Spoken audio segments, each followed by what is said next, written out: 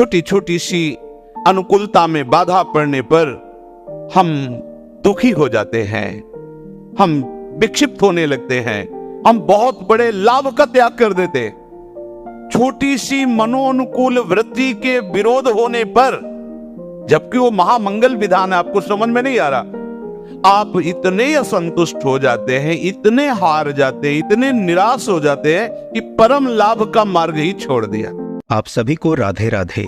अगर आपके जीवन में कुछ भी ठीक नहीं हो रहा है और आपके बहुत मेहनत करने के बाद भी आपको सफलता नहीं मिल रही है, तो आपको श्री गुरु जी का ये प्रवचन जरूर सुनना चाहिए। इस प्रवचन को सुनकर आप में इतना आत्मविश्वास आएगा कि आप चाहे कितनी भी बड़ी परेशानी से गुजर रहे हों, आपको उससे लड़ने की अपार ताकत मिलेगी। तो जरूर सुनिए श्री गुरु जी का ये प्रवचन और खुद को आत्मविश्वास से भर लीजिए।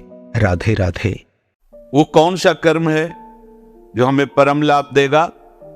तो कह रहे हैं, जय और पराजय में समान भाव रखना ही वो क्षमता रूपी महान धर्म है जो तुम्हें बचा लेगा। चाहे सोने की जंजीर से फांसी लगाओ और चाहे रस्सी से फांसी लगाओ, मरोगे तो है ही।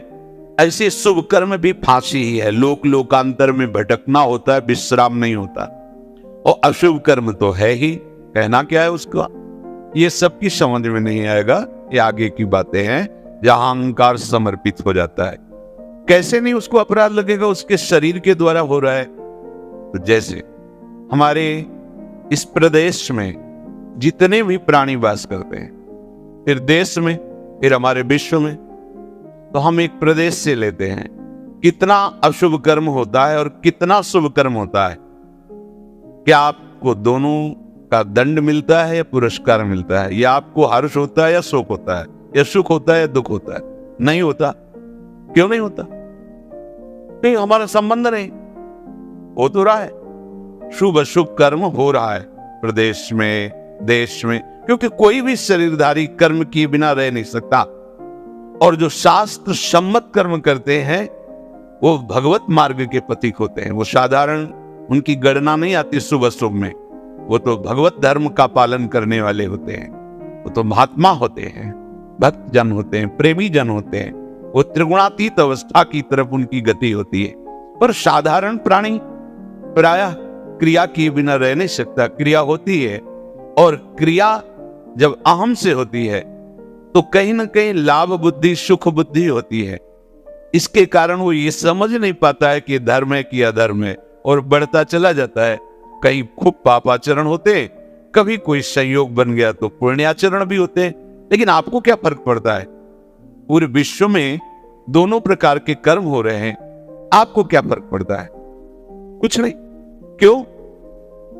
क्योंकि उसका हमारा कोई संबंध ही नहीं है। समझ लीजिए। तो ऐसे ही विश्व का एक ये नमूना है, स्थूल शरीर, सूक्ष्म शरीर और कारण शरीर। जो भगवत तत्व के ज्ञाता महापुरुष जन होते हैं, बिल्कुल जैसे तुम्हारा प्रदेश के शुभ अशुभ कर्म से कोई संबंध ना होने के कारण न हर्ष है, न शोक है, न दंड है, न पुरस्कार है, ऐसे ही इस शरीर के द्वारा हुए शुभ अशुभ कर्म उसे बांध नहीं सकते। जिसने अपने स्वरूप को अलग करके इनसे संबंध त्याग कर दिया है। ये देहाभिमान होने के कारण, देह भाव होने के कारण हमें अपने कर्मों का भोग भोगना पड़ता है। अब हमको जो भगवान उपदेश कर रहे हैं कि इस कर्म जाल से कैसे मुक्त होना है, क्योंकि अवश्य में भोक्तव्यम कृतम कर्म शुभाशुभम, भगवतवाणी, भोगना पड़ेगा निश्चित। भगवान कह रहे हैं कि जो भी आपके द्वारा हो रहा है, पहली बात तो जो कर्म हो रहा है वो प्रमाणित होना चाहिए, गुरुजनों के द्वारा शास्त्र सम्मत। मनमानी आचरणों की यहां चर्चा नहीं।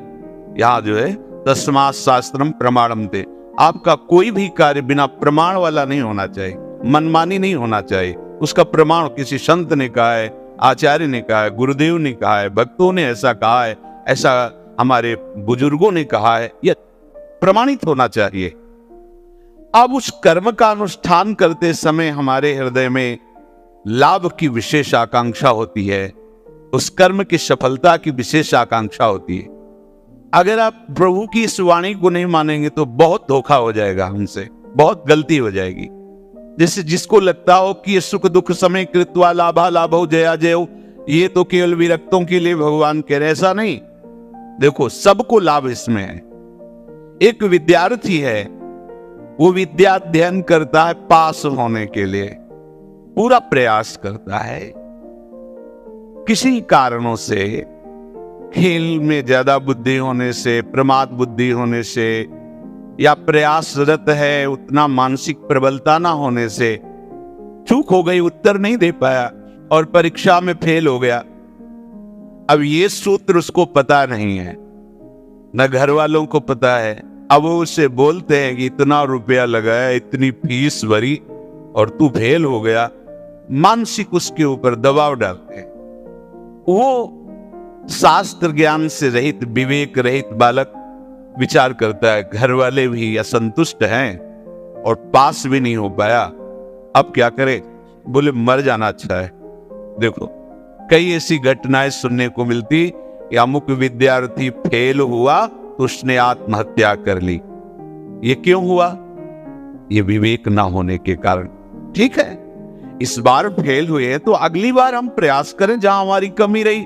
अगली बार भी फेल होते हैं तो केवल पढ़ करके, विद्या या अध्ययन करके ही जीवन रखना होता है क्या? अगर विद्या नहीं है तो वो जीवन नहीं है। अरे भाई ऐसा नहीं है, जीवन नष्ट करने का अधिकार तुम्हारा नहीं। किसी कार्य में असफलता होने पर अगर हम अपने जीवन को नष्ट कर देते थे तो बहुत बड़ा अपराध बन गया, बहुत बड़ी दुर्गति का कारण बन गया। हमें जो अवसर मिला था उन्नति का, हम अवनति में बदल दिया, बहुत बड़ी हमारी पराजय हो गई। इसलिए ये क्षमता आना अति आवश्यक है। एक किसान है, हजारों रुपए लगा करके मेहनत करके, बहुत बड़ी मेहनत होती किसान की, बहुत मेहनत होती, बहुत बड़ा तपस्वी होता, वो जान नहीं पाता है अज्ञान की धरा में होने के कारण। जिस ठंडी में आप वस्त्र त्याग नहीं करना चाहते, पूरी रात रात पानी लगाता है गेहूं की खेती में, बड़ी मेहनत करता है।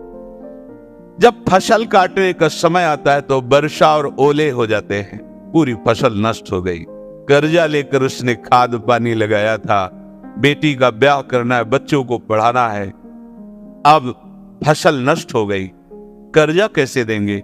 परिवार का पालन पोषण कैसे करेंगे? इससे अच्छा है आत्महत्या कर लो। हम जिस कार्य में चलते हैं असफलता मिलती है तो हमको एक ही उपाय दिखाई देता है कि हम अपने को नष्ट कर लें। भारी मूर्खता। ये जो प्रभु उपदेश कर रहे हैं, सबके मंगल के लिए उपदेश कर रहे हैं। ये जो जय और पराजय का, लाभ और हानि का, सुख और दुख का हमारे ऊपर प्रभाव पड़ता है, जब तक हम नाम जप करके अपनी बुद्धि को पवित्र करके क्षमता में नहीं लाएंगे तब तक बात बनने वाली नहीं। जगह जगह आप देखो, जगह जगह जहां कोई हारता है तहां वो निराशा अपने ऊपर ले आता है। हारना जीत का एक संकेत है। ऐसा मत समझो कि हारना पतन का संकेत है, नहीं। जो उत्साह संपन्न है, जो विवेकवान है, वो देखते हैं कि मैं कहां से हारा, कौन सा वो बिंदु है जहां मैंने चूक कर गया। विवेकवान तुरंत उसे संभालते, आगे चलते। फिर हार होती तो फिर हमें आगे बढ़ना है, ना कि हमें शरीर नष्ट कर देना है, ना कि हमें इतना चिंतन बिगाड़ लेना कि डिप्रेशन में पहुंच जाए। हर परिस्थिति हमारे कर्म के अनुसार रची गई है। अब हमको संभालना होगा, उस कर्म के प्रवाह में बहकर हमें नष्ट नहीं होना है। इसीलिए भगवान यहाँ के ततो युद्धाय युज्यस्व, तुम अपने कर्तव्य कर्म करने के लिए कमर कस के खड़े हो, उत्साह संपन्न बनो, तुम्हें बिल्कुल पाप नहीं लगेगा। नैवम पाप मवाप्स्यसि, बस तुम एक काम कर लो, जय पराजय में समान भाव लाओ। जो आपने माना हुआ लाभ है, अगर हमारा पूर्ण नहीं हो रहा है तो हमें निराश नहीं होना। इस बार हमारा व्यापार सफल नहीं हुआ, इस बार अध्ययन हमारा ठीक नहीं हुआ, इस बार कृषि में हमें कमजोरी, अन्न की प्राप्ति नहीं हो पाई, हमारी खेती कमजोर हो गई, कुछ भी, कहीं भी, कैसे भी निराश नहीं होना। रात है तो दिन आएगा, आप धैर्य रखिए, प्रकाश होगा। अंधकार में उबिए नहीं और प्रकाश में फूलिए नहीं। अभिमान मत कीजिए, अंधकार आने वाला है। ये बहुत बड़ी विद्या है, इसको धारण कीजिए।